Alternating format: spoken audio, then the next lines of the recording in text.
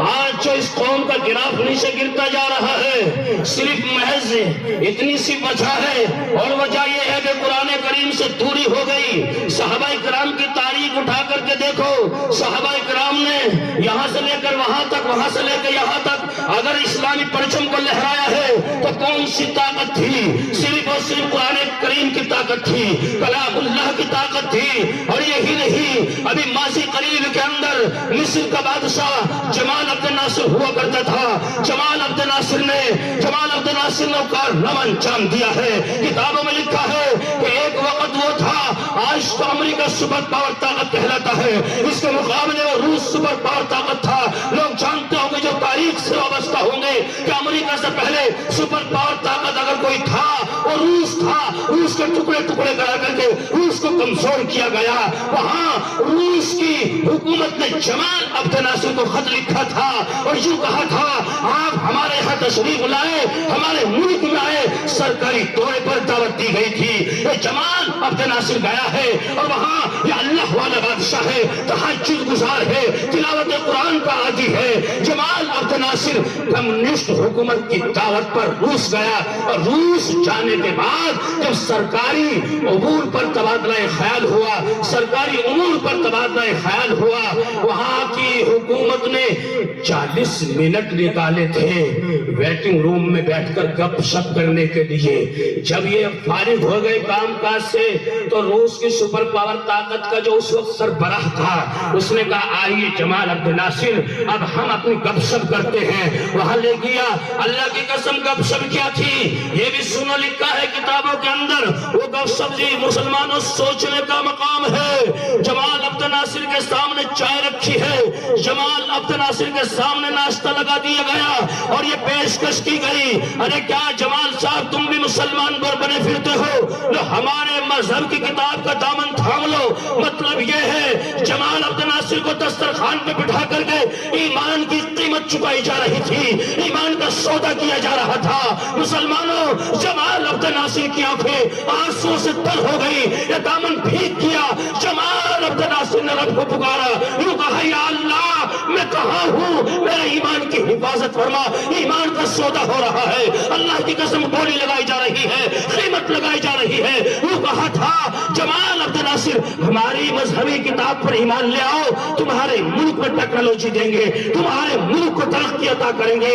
جمال عبد الناصر سوچ رہا ہے تو غلط پھنس گیا، اللہ اللہ کر کے ایمان کو بچایا، اپنے آپ کو بچایا۔ 40 منٹ ختم ہو گئے۔ جمال عبد الناصر نے گھڑی میں دیکھ کر کے کہا، محترم 40 منٹ ختم ہو گئے، آئندہ پھر بات کریں گے، آئندہ پھر بات کریں گے۔ پھر سال 2 سال کے بعد ایک موقع زندگی میں آیا، چونکہ وہ سپر پاور طاقت تھی نا، آج کی بھی سپر پاور طاقت تیرے اور میرے ایمان کا سودا کرنے پہ تلی ہے۔ میں اس موضوع کو زیر بحث لانا نہیں چاہتا تھا، لیکن تمہاری محبت مجمع یہی رہے گا، مجھے جانا پڑے گا۔ لیکن بہرحال آپ کی سماعت یہ واقعہ اس لیے میں سنا رہا ہوں، قرآن کی طاقت کیا ہے۔ ایک موقع آیا پھر، جس وقت پھر روس سپر پاور طاقت کی طرف سے خط ملا کہ جمال صاحب آپ کو ہم اپنے ملک میں کھلا تاریخ میں مدعو کرنا چاہتے ہیں، آپ کا استقبال کریں گے۔ ایک ملک کا ایک ملک سے لین دین ہوتا ہے، کاروبار ہوتا ہے، آمد و رفت کا سلسلہ ہوتا ہے، انکار بھی نہیں کیا جا سکتا، چونکہ زندگی گزارنی ہے، زندگی گزارنی ہے۔ کسی ملک میں کسی چیز کی پیداوار ہوتی ہے، کسی ملک میں کسی چیز کی پیداوار ہوتی ہے، آپ بھی جانتے ہیں، اخباروں میں پڑھتے ہوں گے، کبھی کبھی ایسی دھمکی ہوتی تیل بند کر دیں گے، کبھی کبھی دھمکی دی گیس بند کر دیں گے، تو یہ ملکوں کے آپس میں لین دین ہوتے ہیں۔ جس وقت میں سپر پاور طاقت کی طرف سے دوبارہ خط ملا، اس خط کو جمال عبد الناصر نے پڑھا۔ جمال عبد الناصر نے کہا کہ مومن کی شان یہ نہیں ہے ایک سوراخ سے بار بار ڈسا جائے، اللہ کے نبی کی حدیث اس طرف اشارہ کرتی ہے، وہ مومن ہی کیا مومن جو ایک سوراخ سے دوبارہ ڈسا جائے۔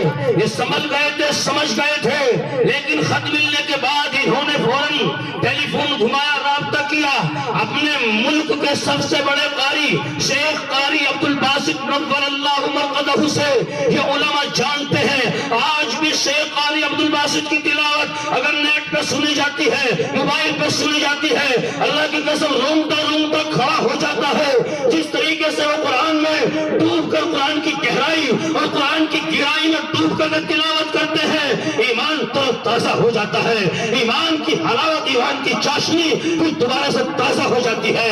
اے مسلمانوں سنو، جس وقت میں جمال عبد الناصر نے شیخ قاری عبدالباسط کو خط لکھا، ٹیلی فون سے رابطہ کیا، تمہیں تیاری کرنی ہے، پورا تاریخ میں ہمارے ساتھ وہاں روس چلنا ہے۔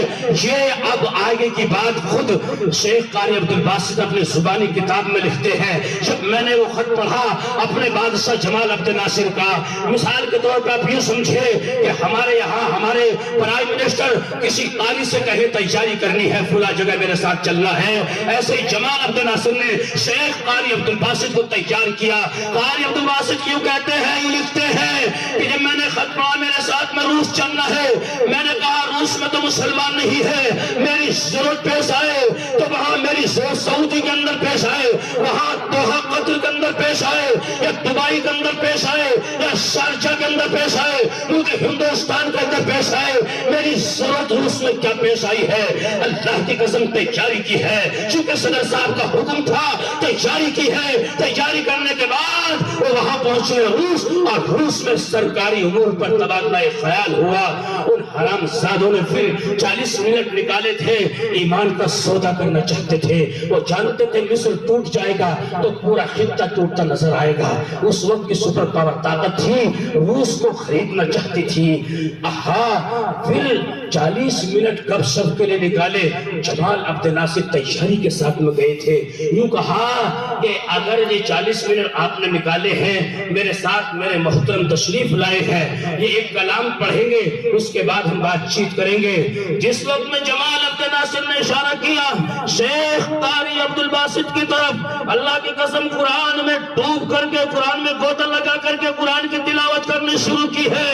وہ جتنے کے جتنے کمیونسٹ سربراہ بیٹھے تھے، وہاں کے ممبر پارلیمنٹ جتنے بھی وہاں بیٹھے تھے، لکھا ہے کتابوں کے اندر، ہر ایک کی آنکھوں میں آنسو جاری تھے، ان کے بھی دامن قرآن سن کر کے تر ہو گئے تھے۔ جمال عبد الناصر نے جس وقت تلاوت ختم ہوئی ہے، یوں کہا تم کیوں رو رہے ہو؟ یوں کہہ رہے تھے ہمیں معلوم نہیں ہے یہ کیا پڑھا جا رہا تھا، لیکن جو بھی پڑھا جا رہا تھا وہ دل میں اثر کر رہا تھا۔ چند تو وہ تھے جنہوں نے ہاتھ آگے بڑھایا اور کہا لا الہ الا اللہ محمد رسول اللہ، اسلام کے اندر داخل ہو گئے۔ یہ قرآن کی طاقت ہے، اگر قرآن سننے کے بعد دل نہیں پسیجتا ہے تو تیرا اور میرا دل نہیں پسیجتا ہے۔